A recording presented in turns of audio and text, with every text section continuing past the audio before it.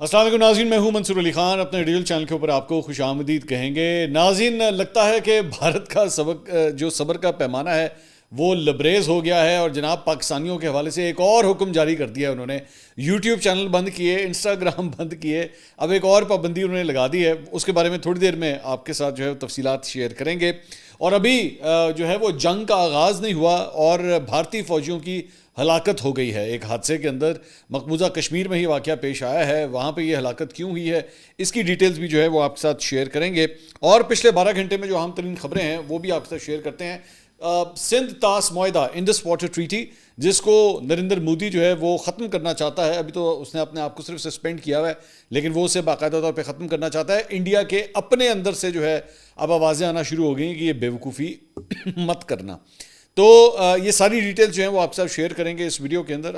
اچھا جی، سب سے پہلے جو خبر ہے وہ یہ ہے کہ رپورٹ کیا جا رہا ہے کہ جو آرڈیننس فیکٹریز ہیں بھارت کے اندر، یعنی آرڈیننس فیکٹریز جو اسلحہ بناتی ہیں بھارتی افواج کے لیے، اس کے بارے میں بتایا جا رہا ہے کہ جی ان کے جو ملازمین ہیں، وہاں پہ کام کرنے والے افراد ہیں، ان کی چھٹیاں منسوخ کر دی گئی ہیں۔ اور ان کی چھٹیاں منسوخ کرنے کی وجہ یہ بتائی جا رہی ہے کہ جناب ان سے کہا ہے کہ آپ سٹینڈ بائی کے اوپر رہیں، کوئی چھٹیوں کے اوپر نہیں جائے گا، کیونکہ آپ کی ضرورت پڑ سکتی ہے، ہمیں اسلحہ وغیرہ جو ہے وہ زیادہ شاید بنانا پڑ جائے۔ ذہن میں رکھیے گا کہ چھوٹا اسلحہ جو ہے وہ تو ویسے ہی بنتا ہے، ہمارے یہاں بھی بنتا ہے، مطلب 9mm وغیرہ اور اس طرح کی جو ایمونیشنز ہے، گولیاں بھی بنتی ہیں ہمارے یہاں پہ، تو اسی طرح وہاں پہ بھی بنتی ہیں۔ تو وہاں کی جو آرڈیننس فیکٹریز ہیں ان کی خبر یہ آ رہی ہے کہ ان کی چھٹیاں جو ہیں وہ منسوخ کر دی گئی ہیں۔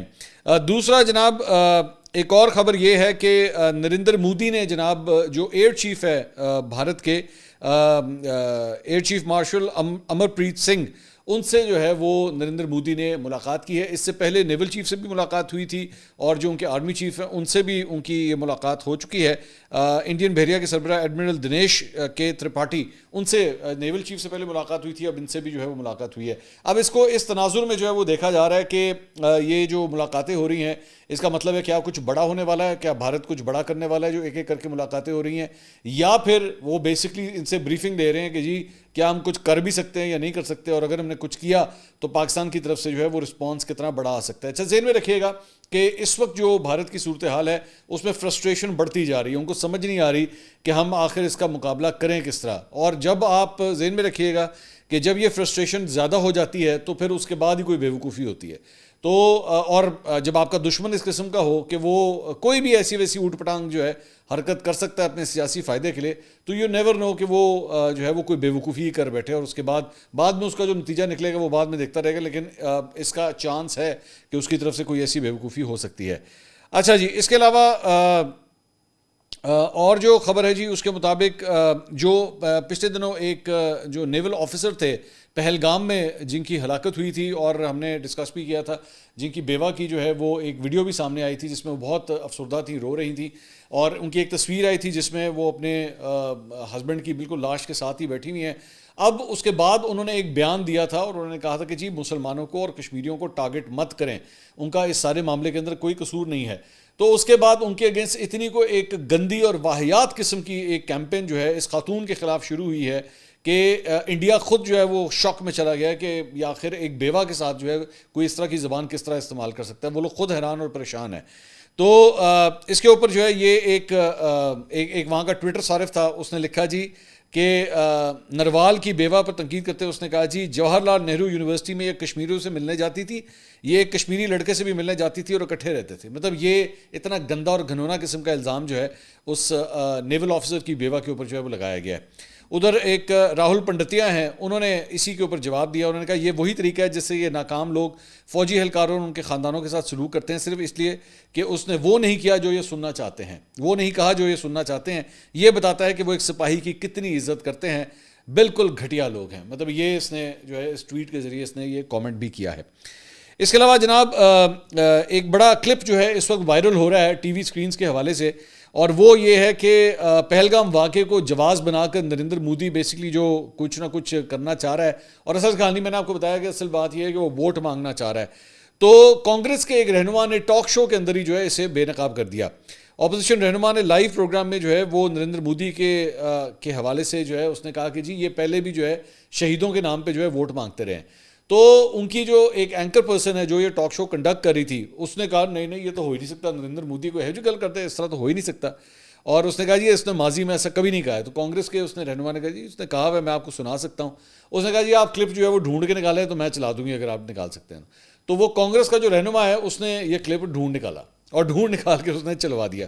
تو بڑی وہاں پہ سکتہ طاری ہو گیا. وہ جو اینکر تھی وہ بیچاری اس کو سمجھ ہی نہیں آئے کہ میں کہاں جاؤں, میں کیا کروں, میں کہاں کس کو منہ دکھاؤں. اور ظاہری بات ہے ان کا میڈیا جو ہے نا وہ بالکل نریندر مودی کے حوالے سے کہتے ہیں کہ جی اس کی گود میں بیٹھا ہوتا ہے, اسی لیے اسے گودی میڈیا کہا جاتا ہے. انڈیا کے میڈیا کو گودی میڈیا کہا جاتا ہے. اور اب اس کے اندر ایک اور ڈیولپمنٹ ہوئی ہے, وہ بھی آپ کے ساتھ ہم شیئر کر دیتے ہیں. اور وہ ڈیولپمنٹ ہے جناب یہ جو لیٹر آپ سکرینز کے اوپر دیکھ رہے ہیں, یہ جناب ان کی جو آرگنائزیشن ہے news broadcasters and digital association, تو ان کی جانب سے جو ہے وہ یہ جاری ہوا ہے. اور اس کے اندر جو ہے وہ بیسکلی میں پڑھ دیتا ہوں, اس میں لکھا ہے جی refrain from inviting anti India commentators from Pakistan, کہ پاکستان سے آنے والے جو مبصرین ہیں یا جو تجزیہ نگار ہیں یا جو صحافی ہیں ان کو بلانا آپ بند کر دیں, ان کو اپنے پروگراموں میں نہ بلائیں. اچھا میں تو اس پہ اعتراض کرتا رہا ہوں کہ جو بلاتے ہیں یا تو وہ بہت سافٹ ہوتے ہیں یا ہمارے مین اسٹریم میڈیا سے تعلق نہیں رکھتے. Most of them, some of them are there, لیکن موسٹ آف دیم وہ تعلق نہیں رکھتے. تو پاکستان کا جو موقف ہے جتنے اسٹرانگ طریقے سے پہنچانا چاہیے وہ پہنچا نہیں پاتے, یا پھر ان کے ساتھ جو ہے وہ دو نمبری ہوتی ہے اور وہاں پہ ان کے آڈیو لیولز جو ہیں گرا دیے جاتے ہیں. اور جو عام طور پہ اینکرز ہیں ارنب گوسوامی وغیرہ جیسے گھٹیا انسان ہو گئے, وہ پاکستانی جو جرنلسٹ ہوتے ہیں ان سے بدتمیزی کرتے ہیں, مطلب ان کو بڑے ہی بلی کرتے ہیں, بدتمیزی کرتے ہیں ان کے ساتھ. تو میں تو ہمیشہ یہ مانتا رہا ہوں کہ پاکستانیوں کو ایکچولی جانا ہی نہیں چاہیے, ان شوز کے اندر نہیں جانا چاہیے. لیکن وہ جتنے جا رہے تھے اور جو بات کر رہے تھے تو وہاں پہ ان کی بھی جو ہے اب بس ہو گئی ہے. انہوں نے یہ آپ کے سامنے جو ہے یہ لیٹر جاری کیا ہے اور انہوں نے کہا جی ان کو آپ بلانا بند کر دیں, اور یہ جو ہے یہ طریقہ کار جو ہے درست نہیں ہے. تو میں تو وہی سوچ رہا ہوں کہ اگر ان کو بلانا, اپنے پاکستانیوں کو بلانا بند کر دیا تو ارنب گوسوامی نے بیچنا کیا ہے؟ وہ تو اس کے علاوہ اور تو کچھ بیچنا ہی نہیں آتا اسے, کہ وہ جو ہے پاکستان کی جو نفرت ہے اسے زیادہ سے زیادہ پروموٹ کرتا ہے. تو اب اگر یہ آپ نے نہ کیا تو اس نے کیا بیچنا ہے پھر بیٹھ کے؟ تو اس کو تو میرے خیال میں یہ بہت بڑا دھچکا جو ہے وہ لگا ہے. اچھا جی, اس کے علاوہ ایک اور جو واقعہ پیش آیا ہے وہ میں آپ کے ساتھ شیئر کرنا چاہوں گا. یہ نیشنل ہیرلڈ آن سنڈے, اس میں جو ہے یہ اشوک سوین ہیں, انہوں نے ایک آرٹیکل لکھا ہے اور یہ آرٹیکل جو ہے وہ انڈیا کے لیے بڑا زبردست ہے, پڑھنے سے تعلق رکھتا ہے اس کا. Why suspending the Indus water treaty is a bad idea, کہ یہ جو آپ کرنے جا رہے ہیں یہ غلط ہے, اس سے آپ کو نقصان ہوگا. یہ بھارت کے لیے لکھ رہے ہیں. میں تھوڑا سا ان کے بارے میں, ان کا وہیں پہ یہ لکھا ہوا ہے کہ Ashok Swain is a professor of peace and conflict research and UNESCO chair on international water cooperation at UPPSAL Uppsala university Sweden. تو یہ ایک سویڈن کے پروفیسر بھی ہیں اور ہندو ہیں اور ان کا تعلق انڈیا سے ہے. انہوں نے جو ہے یہ سب کچھ لکھا ہے. آگے لکھتے ہیں, the attempt to weaponize the treaty is not only impractical but also has dangerous long term diplomatic and political consequences, right Ashok سوین. تو انہوں نے یہ سب کو, اب وہ ان کا جو آرٹیکل ہے اس کی چند چیزیں جو ہم نے اس میں سے نکالی ہیں وہ میں آپ کے ساتھ شیئر کرتا ہوں تاکہ آپ کو پتہ لگے کہ وہاں پہ خود لوگ جو ہے یہ بات لکھ رہے ہیں. اس نے لکھا جی سندھ طاس معاہدے کو ہتھیار بنانے کی کوشش نہ صرف غیر حقیقت پسند ہے بلکہ اس کے مستقبل میں سفارتی اور سیاسی نتائج بھی خطرناک ہوں گے. یہ پہلا موقع نہیں ہے کہ سندھ طاس معاہدہ سیاسی تنقید کی زد میں آیا ہو. 2016 میں اڑی حملے کے بعد بھارت میں پانی کو بدلے کے طور پر ہتھیار بنانے کے مطالبات نے زور پکڑا. نریندر مودی نے عوامی جلسوں میں کہا تھا کہ خون اور پانی ایک ساتھ نہیں بہہ سکتے, لیکن بعد میں انہوں نے تحمل کا راستہ اپنایا. سندھ طاس معاہدے کی معطلی قانونی طور پر مبہم اور سفارتی سطح پر خطرناک ہے. معاہدے میں واضح طور پر منسوخی کے شک شامل نہیں ہے. مزید یہ کہ معاہدے پر عالمی بینک کے شریک دستخط ہیں جو اسے منفرد بین الاقوامی حیثیت دیتے ہیں. بھارت میں کچھ لوگ مغربی دریاؤں انڈس, جہلم اور چناب پر ذخائر بنانے کا مطالبہ کر رہے ہیں تاکہ پاکستان کا پانی روکا جا سکے. کہنا آسان ہے, کرنا مشکل. بھارت کے پاس ان دریاؤں پر ضروری ذخائر کا ڈھانچہ نہیں ہے, یعنی کہ ڈیمز کا ڈھانچہ نہیں ہے. اور اگر وہ ایسی تنصیبات بنانے کی کوشش کرتا ہے تو اسے دو بنیادی چیلنجز کا سامنا ہوگا. پہلا, ہمالیہ سے ان دریاؤں کا پانی بھارتی سرزمین پر موڑنا تقریباً ناممکن بناتا ہے, تو اگر بھارت ڈیم بناتا بھی ہے تو اضافی پانی کا کیا کرے گا. دوسرا, کشمیر میں بڑے پیمانے پر بننے والی تنصیبات عسکریت پسندوں کے لیے آسان اہداف ہیں. پاکستان کے ساتھ بڑھتی ہوئی کشیدگی ان خطرات کو مزید بڑھائے گی. مزید یہ کہ معطلی کی صورت میں بھی بھارت کے پاس پاکستان پر دباؤ ڈالنے کے لیے صرف دو محدود ذرائع ہیں. وہ سیلاب اور بہاؤ کے ڈیٹا شیئر کرنے سے انکار کر سکتا ہے, جو وہ آلریڈی کر رہا ہے, اس وقت کر رہا ہے. وہ یہ زیادہ خطرناک بات یہ ہے کہ سرحد پار پانی کے اشتراک کو سیاسی رنگ دینے سے بی جے پی حکومت ایک پنڈورا باکس کھولے گی. جس سے چین بھی استعمال کر سکتا ہے. چین برہمپترا کے معاملے میں بھارت کے ساتھ کسی بھی مستقبل کے تصادم میں اس جواز کا حوالہ دے سکتا ہے. ممکنہ طور پر شمال مشرقی بھارت کے لیے پانی کے بہاؤ کو روک یا موڑ سکتا ہے. بھارت کے نیپال اور بنگلہ دیش کے ساتھ بھی آبی معاہدے ہیں. اگر وہ سندھ طاس معاہدے پر ایسا کرتا ہے تو ان ممالک کے ساتھ اعتماد کا فقدان پیدا ہو جائے گا. انڈس واٹر ٹریٹی کی معطلی ایک جلد بازی کا رد عمل ہے جو بی جے پی کے لیے شارٹ ٹرم میں سیاسی فائدہ تو لا سکتا ہے لیکن بھارت کے لیے طویل مدتی اسٹریٹجک نقصان کا باعث بنے گا. تو یہ ان کے اپنے اندر سے یہ لوگ اب ان کو سمجھا رہے ہیں. اور ہم نے آپ کو یاد ہے، میں نے آپ کو شروع میں کہا تھا کہ بھائی یہ نلکا نہیں ہے جس کو آپ اس طرح بند کر سکتے ہیں. وہاں کے لوگ خود بھی اب جب ہوش آئی ہے نا تو پھر لوگوں کو بھی جو ہے وہ اب بتانا پڑ رہا ہے کہ یار اس طرح نہیں ہو سکتا میرے بھائی جو آپ بچوں والی باتیں کر رہے ہیں. اچھا جی، اس کے علاوہ جناب ایک جو ہے وہ انٹرویو سامنے آیا ہے. یہ بیسکلی انٹرویو جو ہے وہ کرن تھاپر صاحب کو دیا گیا ہے اور یہ ڈینیل ماکی ہیں، سینئر فیلو ہیں جان ہاپکنز یونیورسٹی کے، انہوں نے یہ انٹرویو دیا ہے. اب عام طور پہ آپ کو لگے گا کہ بھائی اس کا یہ ڈینیل ماکی کا کیا تعلق ہے سارے معاملے کے ساتھ، لیکن یہ ایک سینئر فیلو ہے چونکہ جان ہاپکنز یونیورسٹی کا بڑی گہری نظر رکھتے ہیں اور امریکہ کے حوالے سے امریکہ اس سارے معاملے کو جو ہے وہ کس طرح دیکھ رہا ہے یہ بڑا امپورٹنٹ ہے کہ یہ اس کے اوپر کیا خیالات رکھتے ہیں. تو یہ ان کے انٹرویو کے چند چیزیں جو ہے وہ میں آپ کے ساتھ شیئر کرنا چاہوں گا.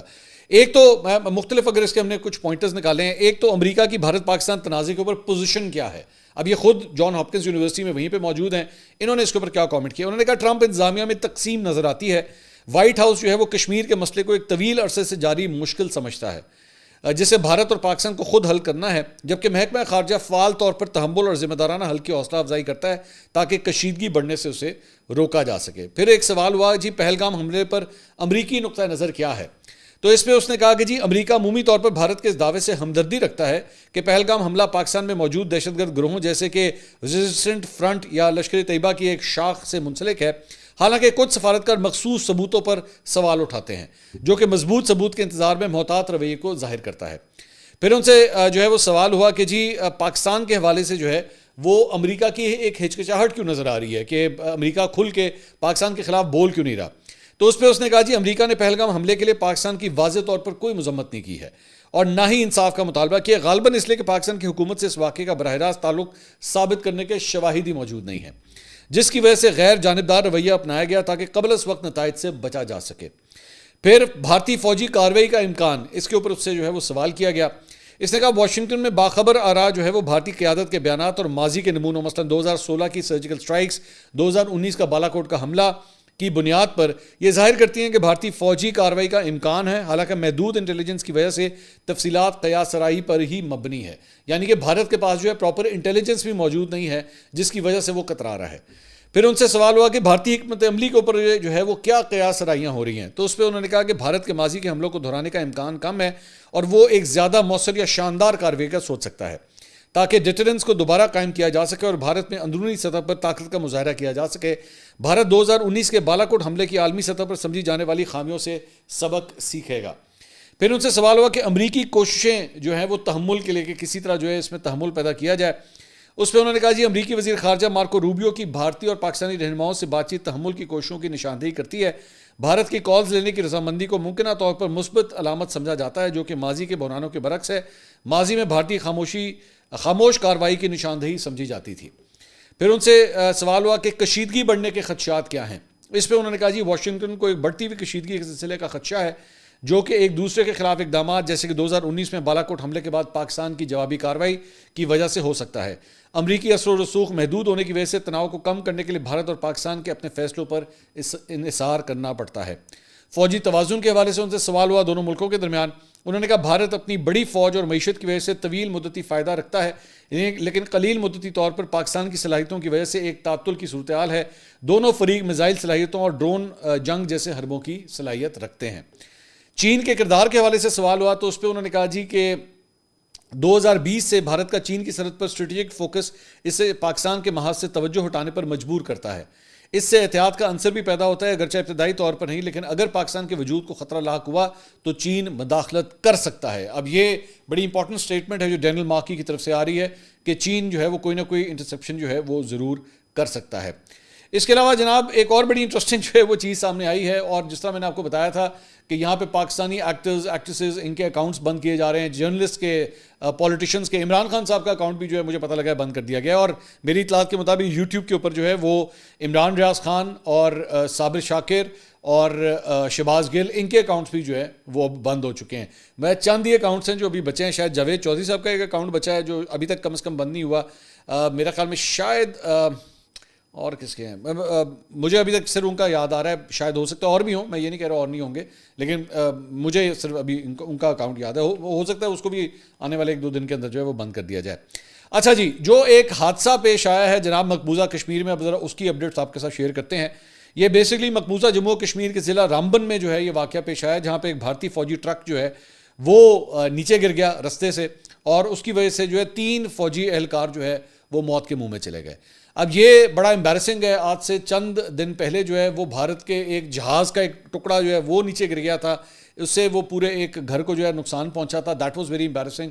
اب یہ جو ہے وہ ایک حادثہ پیش آیا. آئی ایم ناٹ سیئنگ کہ یہ ظاہری بات ہے کوئی ہیومن ایرر بھی ہو سکتا ہے یا کوئی میل فنکشن ہوا ہے گاڑی کا, کچھ پتہ نہیں ہے, لیکن بھارت کے جو وسائل ہیں, جو فوجی وسائل ہیں, ایئر فورس کے وسائل ہیں, ایون نیول وسائل ہیں, اس کے بارے میں ہمیشہ سوال اٹھتے ہیں کہ جناب ان کے پاس اپ ٹو دماغ چیزیں نہیں ہیں. اور اکثر اوقات جو ہے, میں نے ابھی پچھلے دنوں پوری ایک آپ کے ویلاگ میں نے کیا تھا ہیلی کاپٹرز کے بارے میں کہ ان کے ہیلی کاپٹرز کا بھی بہت برا حال ہے. تو this actually just brings them more shame کہ آپ کے 3 فوجی جوان جو ہیں وہ آپ کی ناقص پلاننگ وغیرہ کی وجہ سے یا جس قسم کے آپ نے انتظامات ان کے لیے کیے ہوئے ہیں وہ, اور یہ بتایا جاتا ہے کہ 700 فٹ گہری کھائی میں جا کے یہ ان کا ٹرک جو ہے وہ گرا ہے. تو فوجی ٹرک جو ہے قومی شاہراہ 44 پر مقبوضہ جموں کشمیر میں جو ہے وہ سری نگر جانے والے قافلے کا حصہ تھا, اور حادثہ جو ہے وہ بیٹری چشمہ کے قریب صبح 11:30 بجے پیش آیا ہے, جس میں فوجی جوان جو ہیں وہ ہلاک ہو گئے ہیں. اچھا جی, اس کے علاوہ ایک اور خبر جو ہے وہ ایک جرنلسٹ ہیں باقر سجاد صاحب, انہوں نے یہ خبر جو ہے وہ دی ہے, اور انہوں نے یہ خبر دی ہے کہ جی ایران جو ہے وہ اب کوئی رول ادا کرنے جا رہا ہے پاکستان اور بھارت کے درمیان میڈیٹ کروانے کے حوالے سے. اس سے پہلے بھی جو ہے وہ بھارت کے ایران کی جانب سے جو ہے وہ دونوں ملکوں کے رہنماؤں سے جو ہے ملاقات فون کے اوپر بات ہوئی تھی.